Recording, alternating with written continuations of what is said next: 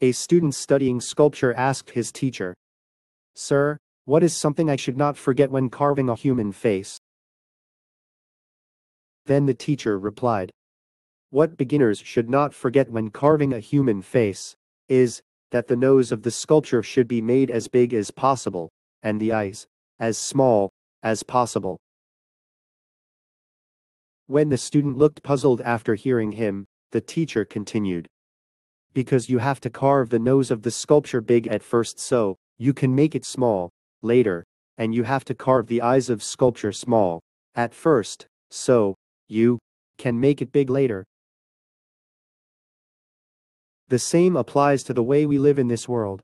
Our actions are sometimes constrained by our assertive remarks that leave no room for retreat. We should not forget that we need to have an open mind, that everyone can make mistakes in order to maintain good relationships.